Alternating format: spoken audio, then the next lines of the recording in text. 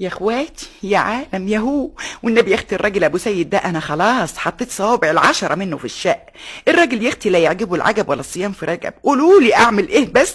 غلب غلبي. امبارح لقيته راجع من الشغل متضايق وروحه في مناخيره.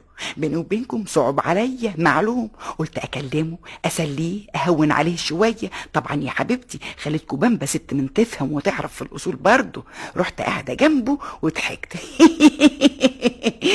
والنبي يا اخويا ما تزعل نفسك ولا تنقهر ابدا يا ابو سيد. النبي يا بامبا تسيبيني دلوقتي، اصل متضايق شويه عشان غلط حصل مني في الشغل، ثم كمان تعبان وعايز ارتاح شويه. اسيبك زعلان برضه يا ابو سيد؟ لو النبي ابدا ودي تيجي.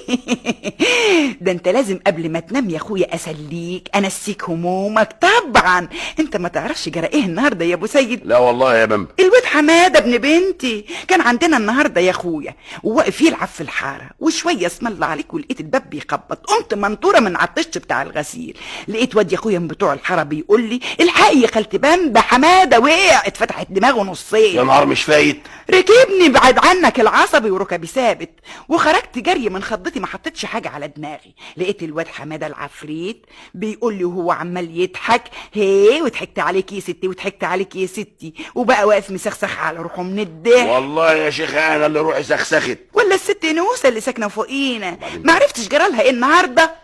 اتخانقت يا اخويا مع جوزها عوض الله قناع الرب السما، بقى صوتهم جايب لاخر الشارع، واخرة المتمه جرجروهم هما الاتنين بزفه لحد الكراكون. يا ساتر يا رب. ولا البت بنتك يكبد عليها مالها رخرة؟ مش جت النهارده يا اخويا ودمعتها على خدها ووشها ينظر زي الكركم. اتار اللي ينقرص في النعين وابراهيم جوزها فتح حلقه قد كده عليها. قال ايه؟ لقى زرار في القميص مقطوع. يا اختي ان شاء الله تتقطع رقبتك يا شيخ. هو مين ده؟ ابراهيم يا اخويا بعد الشر عنك الف بعد الشر. هو فاكر البت ايه؟ رميه ولا فاكرها رميه؟ هفيه ولا فاكرها هفيه؟ لا ده انت ما تسكتش على الحكايه دي ابدا يا ابو طيب سيد. طيب بس الحكايه دي بقى نتكلم فيها بعدين في وقت تاني بقى. وقت تاني ليه يا اخويا؟ ما احنا فيها اهو. انت لازم تبهدله دلوقتي حالا توريني مقام وانت سامع. يا ستي سامع. طب وقلت ايه؟ قلت استغفر الله العظيم. استغفر الله العظيم من ايه بقى يا ابو سيد؟ منك ومن اعمالك ومن فعايلك. بقول لك متضايق يا استهانم قرفان، تقومي تيجي تزوديني وتزودي همومي على هموم. اعوذ بالله انا خارج يا ستي. خارج